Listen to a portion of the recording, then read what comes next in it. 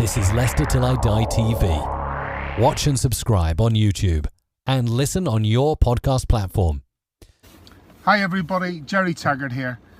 Now be sure to watch Chris and Leicester Till I Die TV by subscribing on YouTube and following them on social media for all the latest Leicester City news and information. Come on you foxes!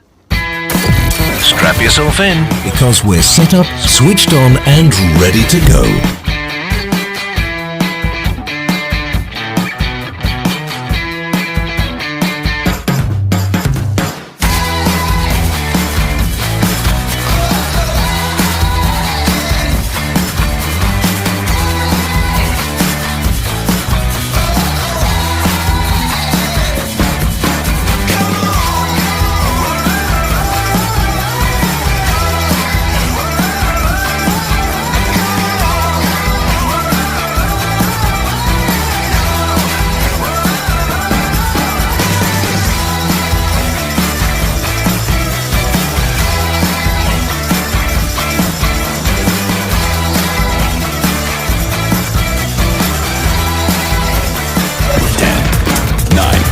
Eight, 7, 6, 5, 4, 3, 2, 1.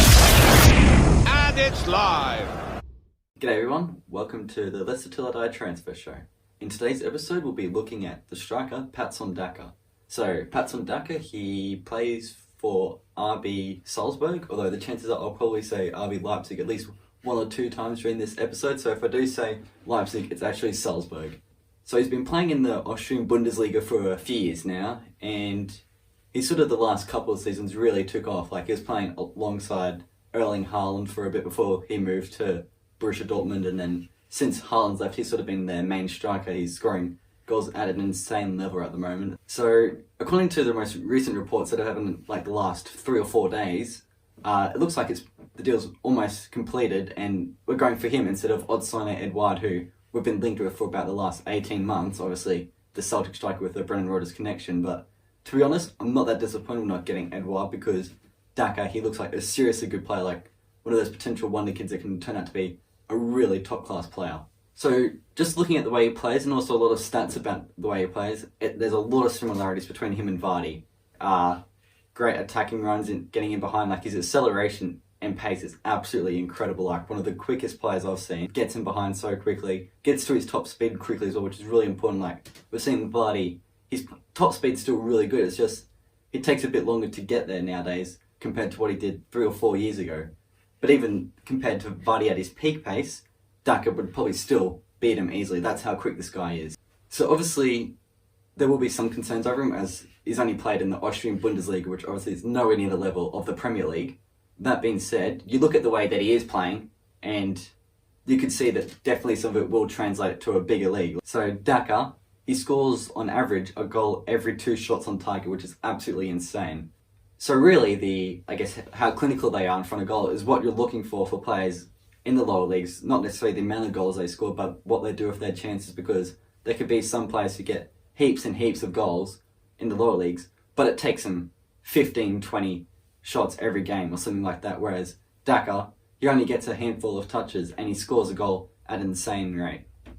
So in the last 2 seasons in the league alone, not including like the Europa League or Champions League or the Cup, anything like that, he's got 51 goals in the Austrian Bundesliga, which is absolutely insane. And he's played, I think, 52 or 53 Bundesliga games in that time, so he's basically a goal per game the way he's playing. So the last 2 seasons in terms of like his goal efficiency, last season, he scored a goal every 72 minutes. And then the season before that, a goal every 78 minutes, which is absolutely insane. So he's clearly scoring goals at a high level. And the thing is, he's nowhere near his peak yet. He's 22, so he's got years ahead of him to reach his peak. And if he's scoring it the way he is at the moment, he could definitely turn out to be a global superstar. To put that into comparison, Erling Haaland in his last season at Salzburg scored a goal every 65 or 66 minutes, which 6 minutes, that's not a huge difference when you compare them. So there clearly is some similarities between the two, that they are both clinical finishers. Like obviously now, Haaland, one of the best strikers in Bundesliga, looking like he's going to be a Ballon d'Or winner in the future once he reaches his peak. So, like Jamie Vardy, Patson Daka, he makes a lot of really good runs, gets himself into good positions when he does get the ball. Like, he's got an XG, which is expected goals per game, of 0.8. And that's basically based off the chances you get from where you take your shots from, more or less. So, the runs he makes and where he gets the ball with his limited amount of touches in the box, they're good opportunities he gets. So, obviously, his shooting is on another level, his pace is on another level, but he's not a selfish striker either. Like, he has made 20 assists in the last 2 seasons, so that's decent enough if we are going to play him, because we've got a number of attacking options, like with James Maddison, Harvey Barnes, Jamie Vardy, Iheanacho, all these guys who can score goals. So he's not going to, I guess, take a shot himself if there is a player wide open, which is really good. And so I guess there will be some question over whether or not he is a 1-season wonder or a 2-season wonder. You look at his career minutes per goal, it's 117. And that's going all the way back to his youth days, when he was coming like as a sub in the last few minutes of games and that sort of stuff. Compare the 117 to Jamie Vardy, his career goals per game is 170, and that's still really good. That's like a goal more than every 2 games. So Daka really could be something special. Just looking at stats alone, he looks like he could be one of the next big players, like Mbappe, Erling Haaland. Definitely could take the Premier League by storm. I guess one concern that I do have as to whether or not we should sign him is more or less the fact that he's really only ever played in a 2-striker formation, where he hasn't been the lone striker, so he's hasn't had the 2 central defenders focused on him. He's sort of been able to have a bit more freedom with a second striker up front. Obviously, the way we're playing at the moment, that's handy because we are playing with like a 3-5-2. However, if we do go back to a 1-striker formation when we get Harvey Barnes back, as he's a great option out wide, it would mean that he would have to be coming on as playing as a sole striker for Jamie Vardy. So the question is, can he play in that position? Personally, I think he can, because he's got such great ability. The stats are that it maybe just take him some time to get used to making those runs in behind when there's 2 defenders tracking you. So the price is looking like it's really hard to tell at the moment what it's going to cost us, because there's been a heap of different reports. Some are saying 23 million, some say 20, some saying 40, some saying 30. So honestly, I've got no idea how much we're going to pay for him, but anything under, let's say, 45 million would be a great buy for him, because in 2 years he could be worth nearly 100 million. That's how good he is. He's got a great future ahead of him. He's scoring goals quickly, and if he can be nurtured by someone similar to him, like Jamie Vardy, who plays the same sort of way, but obviously with experience and Premier League experience, he could turn into a really good player and a great player for the club. So wouldn't be surprised if this signing is confirmed fairly soon, judging by the reports that are happening. And it's a player I'm definitely looking forward to seeing, as he looks like he could be the next big thing for us. Hello, Matt Elliott here.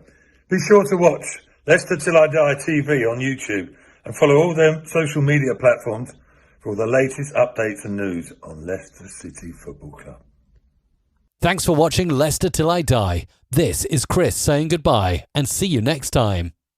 Some people are on the pitch, they think it's all over. It is now.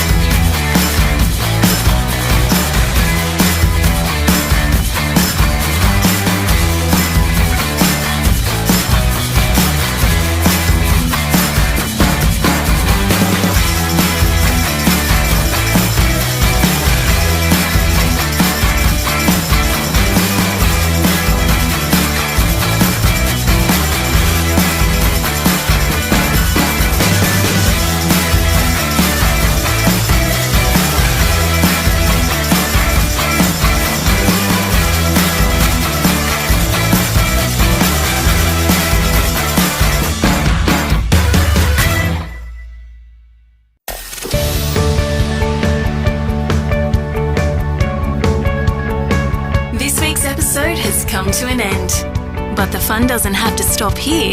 If you have any questions, suggestions or feedback, head over right now to Twitter and Facebook and like, share and get involved.